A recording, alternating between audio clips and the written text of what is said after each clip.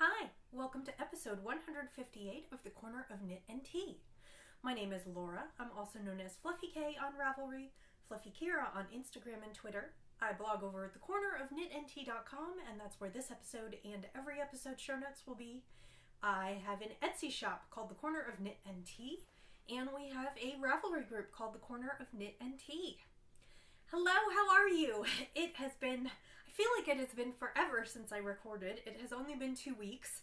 But then the last podcast before that was 2 weeks, so I just feel like I am out of the habit. But welcome back. If this is your first time, I appreciate you checking me out. If you are coming back to sit and spend a little time with me, again, thanks for coming back. I'm so glad you're here.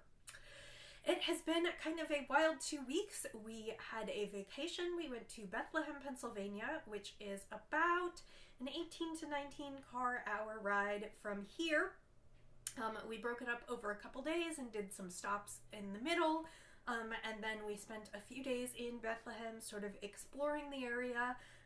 And Wes ran a half marathon there. That was the point of the trip, because Runner's World magazine is headquartered there and had a whole Runner's World Health Festival and weekend of runs. And so Wes did the half marathon, and then we turned around and came home. And it was a short work week. I just worked Wednesday, Thursday, Friday, and I guess that's about it. I'm a little bit under the weather today. The weather has totally changed. It is fall here. It was in the 40s this week, and so we have turned the heat on, and I can't decide if I've actually got a touch of a cold or if I'm just having allergies to sort of everything that's going on. I feel okay, except that I'm kind of congested, and I sound congested, and my nose is running. So I apologize in advance if that causes anything to be different for the podcast, but that is sort of what's going on. Since it has been 2 weeks and we had lots of car rides, I have tons of knitting to show you. Lots and lots of things that I have been working on. So let's jump right in. Today I am drinking one of my favorite teas for when I'm feeling under the weather. Sadly, it is no longer available.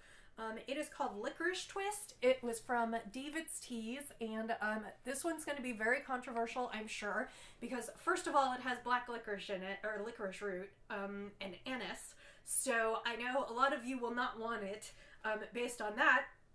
But then this also has mint, fennel seeds, cocoa, candied pineapple, ginger, peppermint, nettle leaf, chili, bruised pepper, cardamom, cloves, cinnamon, safflower blossoms, and marigold blossoms. Now, I happen to like all of those things, other than the chili, and I particularly like this when I'm feeling a little bit under the weather, because I find that the licorice and some of the other items soothe my throat, especially if I put a little bit of honey in there, and the chili actually helps kind of clear my sinuses. So it is like the perfect thing to drink when I'm not feeling well. I do like it when I am feeling well, but I've sort of been rationing it for when I'm not feeling well since I can't get any more.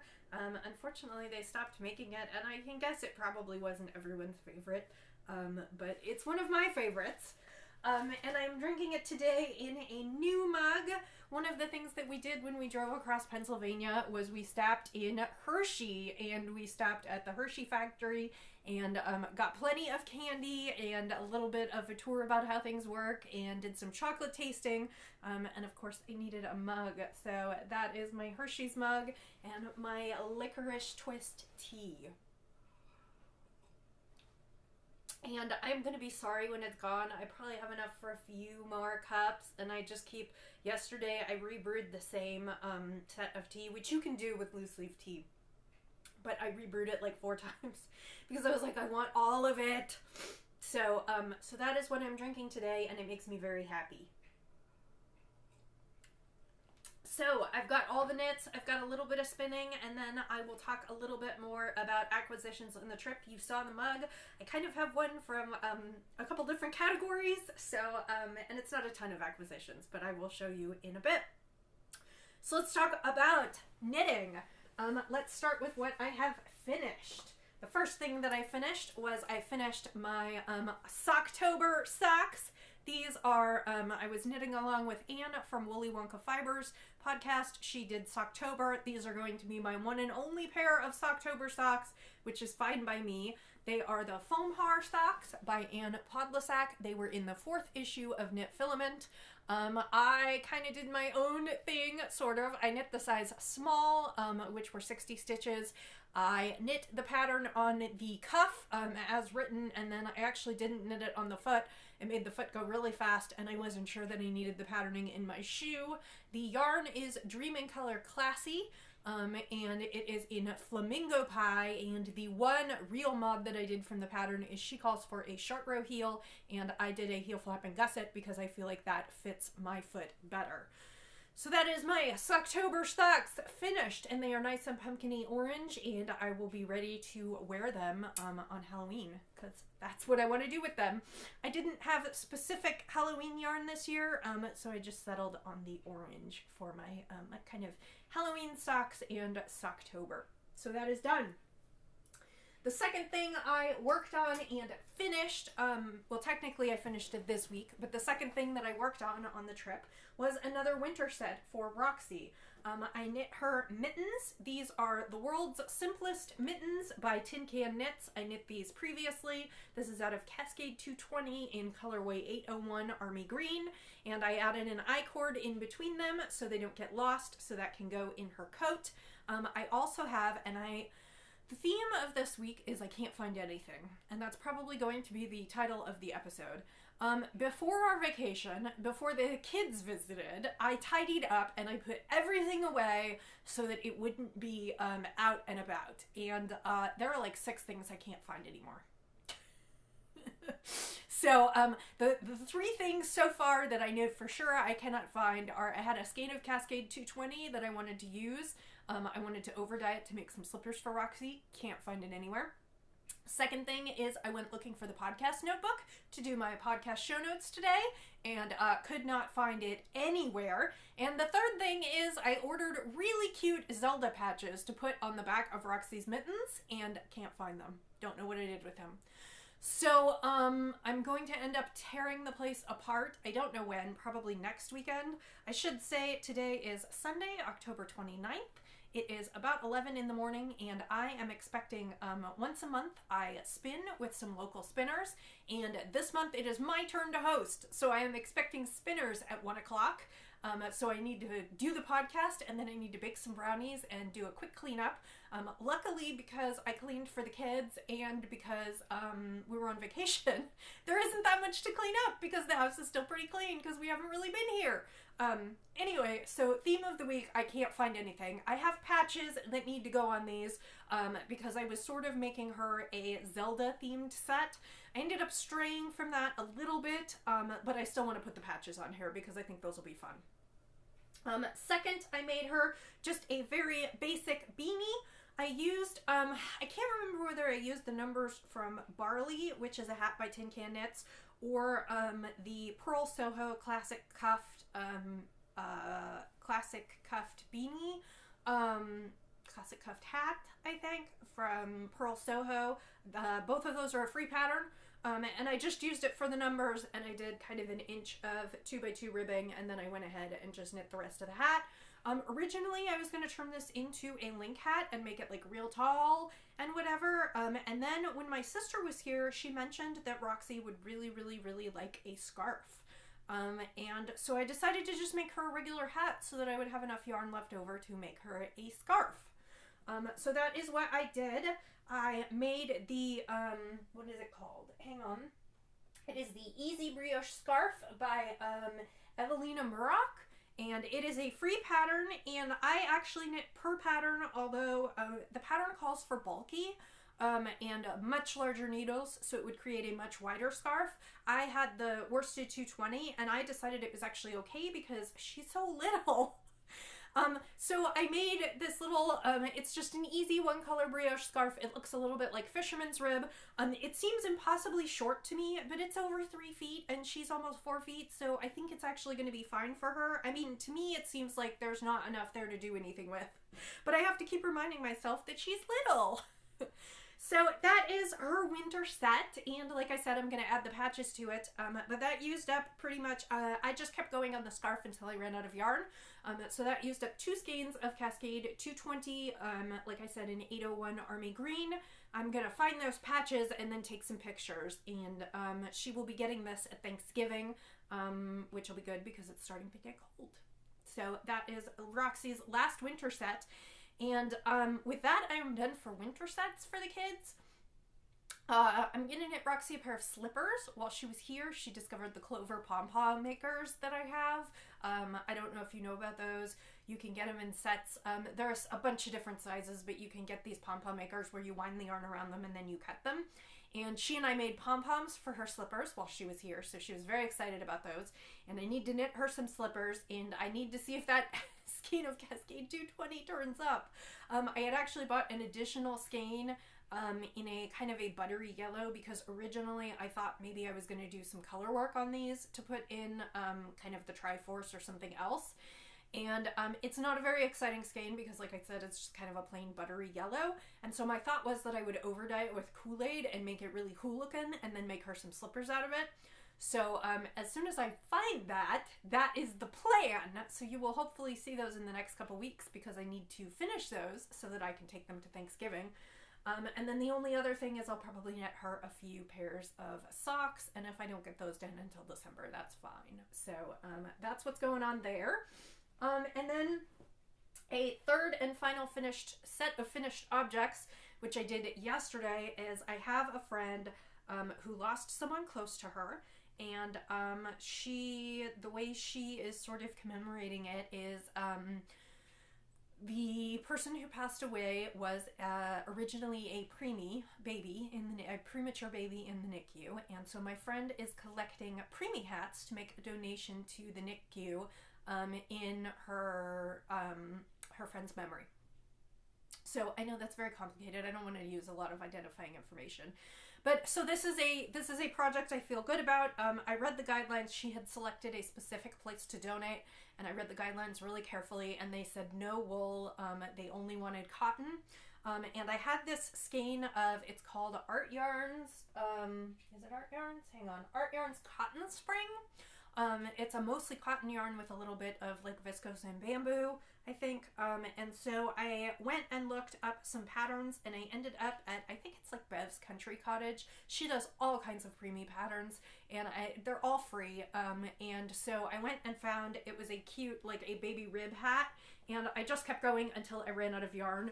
This is just a real light pale yellow. I know it's blowing out on the screen, or at least what I can see, and it's just a ribbed hat pattern, and then you can cuff it up so that it can kind of grow with baby. And I do remember that my sister said that the ribbed hats, when Roxy was little, she wasn't quite a preemie, but she was pretty small. She said the ribbed hats were great because they like snugged up and stayed on. So I knit 3 of these. These are going to go to her. She's actually coming over to spin today, so I'm going to give these to her today. And I may still knit more. Her deadline is in December. I have another skein of cotton yarn, and I have a vague idea where it is.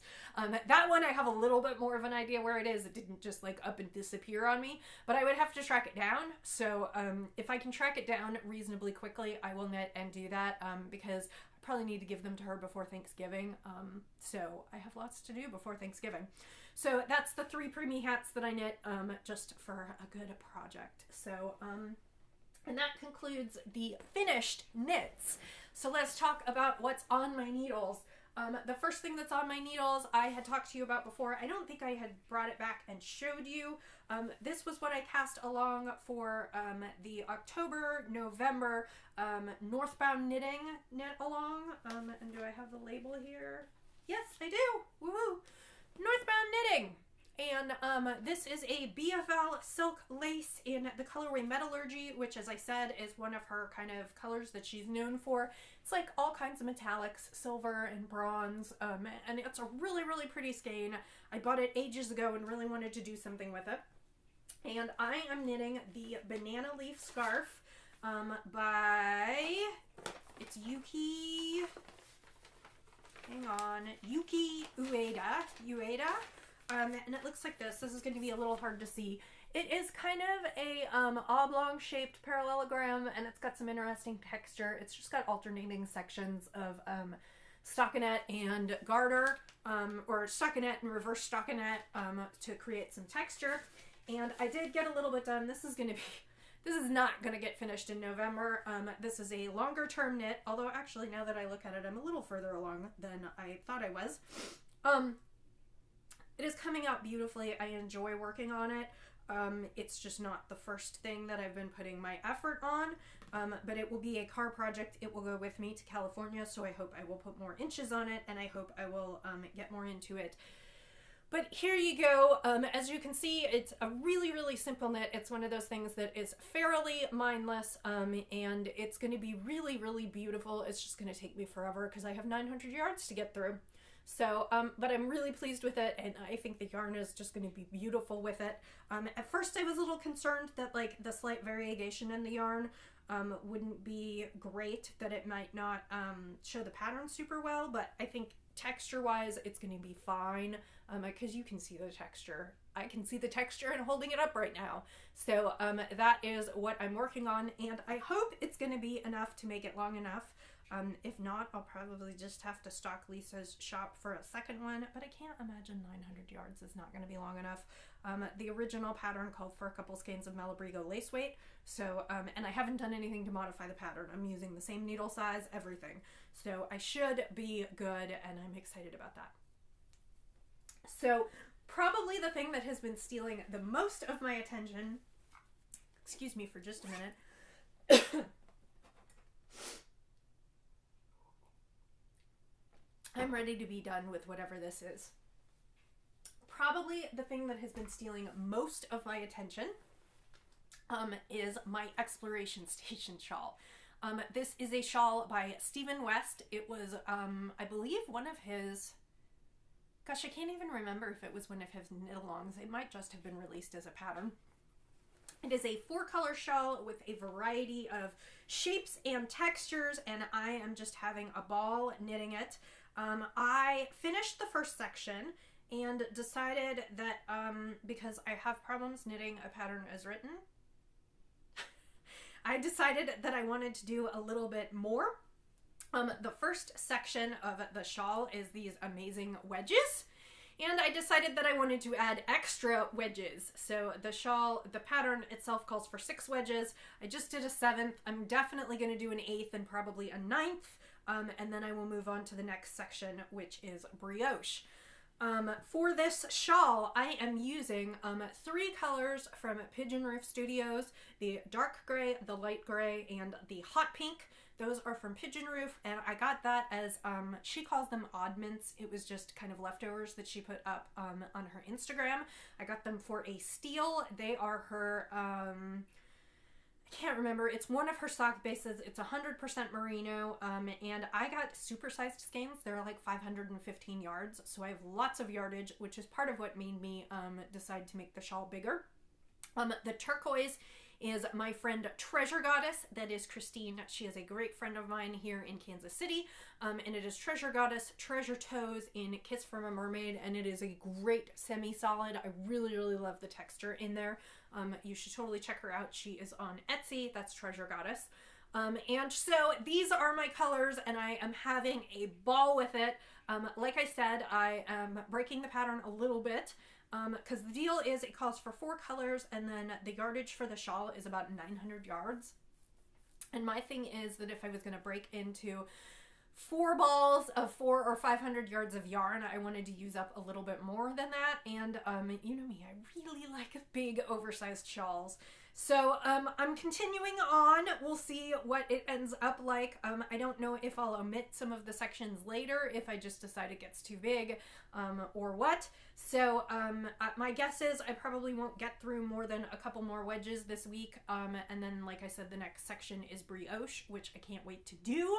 But that is what I am working on and what is capturing my attention now. So, and I made great progress on that. I worked on this like while Wes was running and in the car, and my plan is that this is probably not going to be finished this month because, well, it's certainly not going to be finished in October because today is October 29th. It will probably potentially not even be finished in November because of what I'm going to talk about next. But my plan is to take it with me in the car when we go to Thanksgiving in California, because we are driving. So we'll have another big driving trip, and get a bunch more work done on it. And like I said, if I don't finish it, kind of my, I am earmarking December for finishing things that I have started and not finished. So if this floats into December, that is fine, because at least right now I am just having a ball working on it. It is the thing that I want to pick up more than anything else, and I have been making myself finish a few other things. But this is my jam. So yeah, so that's what I'm working on. It is almost November. Wednesday is November 1st. And that means, and I just dropped something, 2 seconds. That means that it is Nanny Swaymo, National Knit a Sweater Month. I've mentioned before, I am a moderator in the Nanny Swaymo group on Ravelry.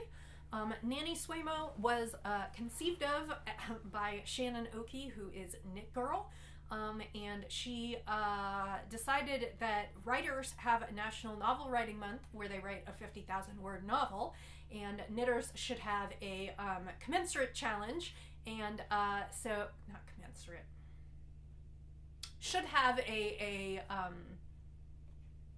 equivalent, there we go, equivalent challenge.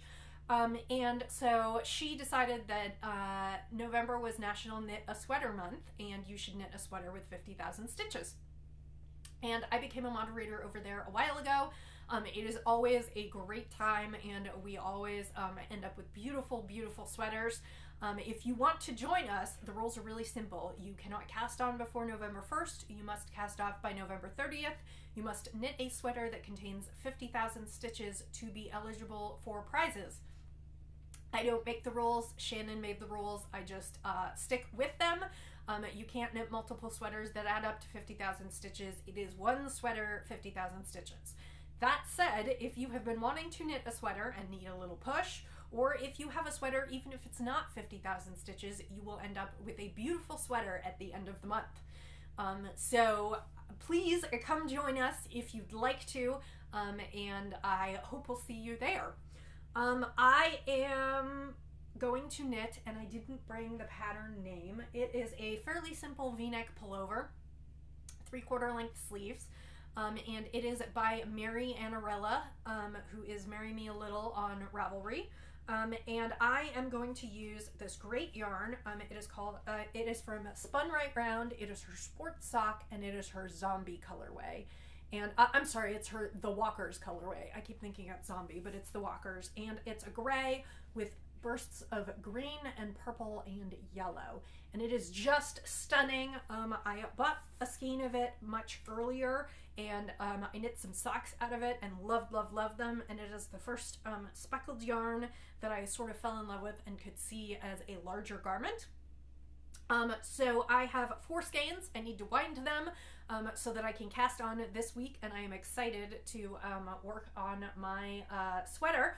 I have also decided that depending on how I do on yardage, I might actually make it more of a tunic length.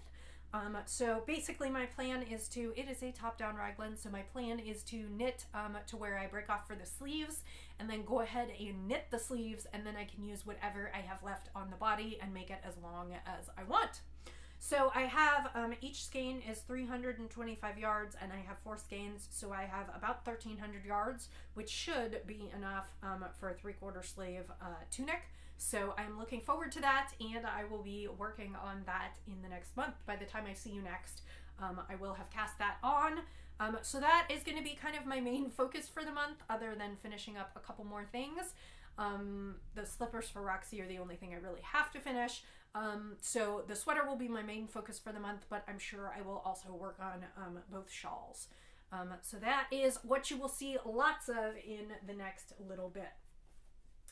Before I leave knitting, I will talk about my 2 new acquisitions.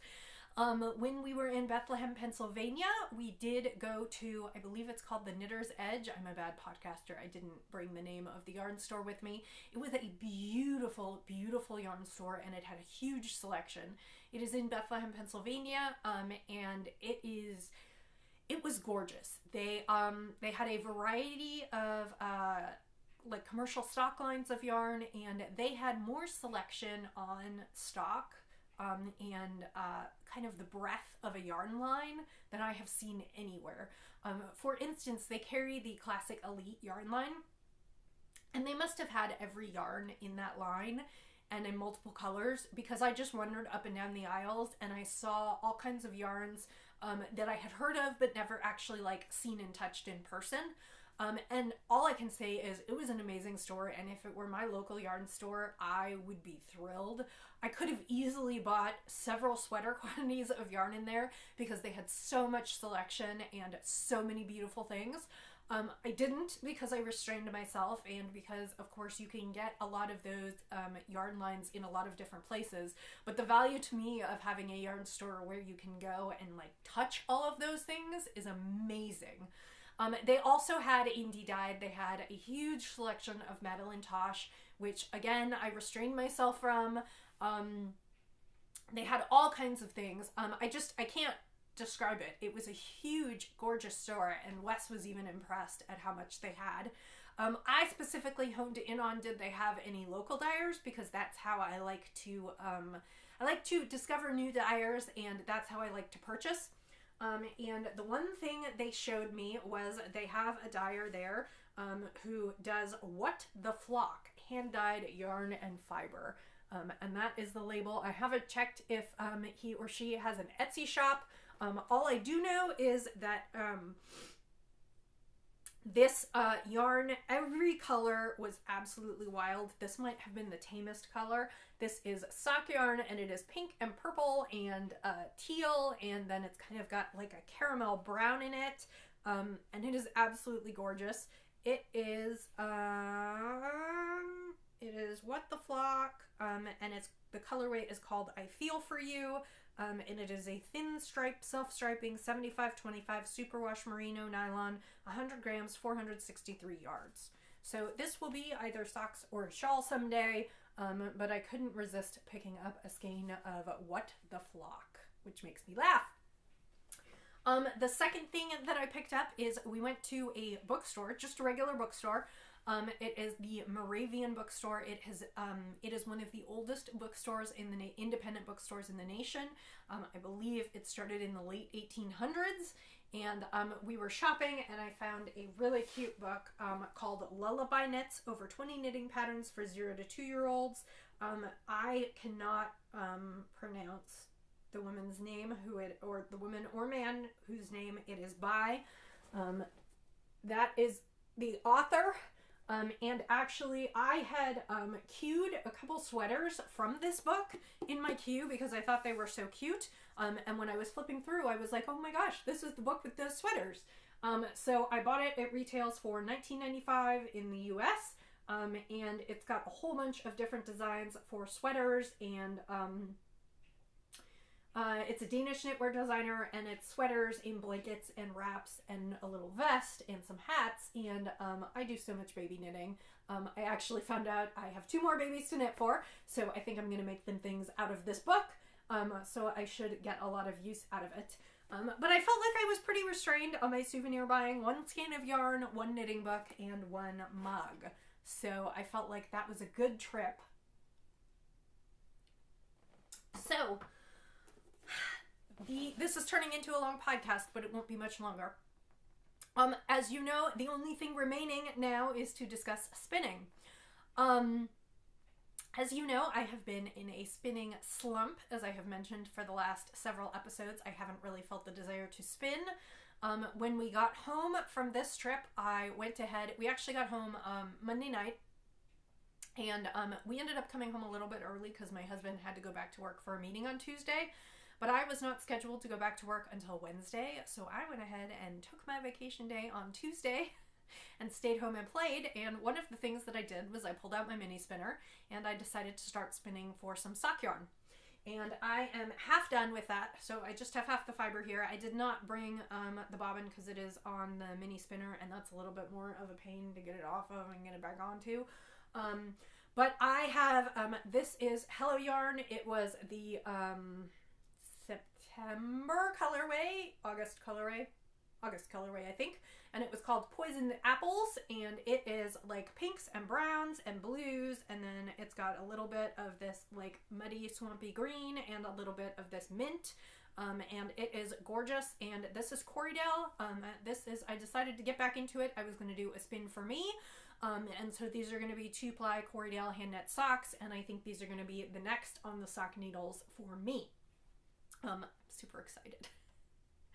I have been working my way through it slowly. I'm actually hoping, I have 2 ounces of fiber here, but Spinning Guild usually meets for 4 hours. The spinsters usually meet for, we call ourselves the spinsters.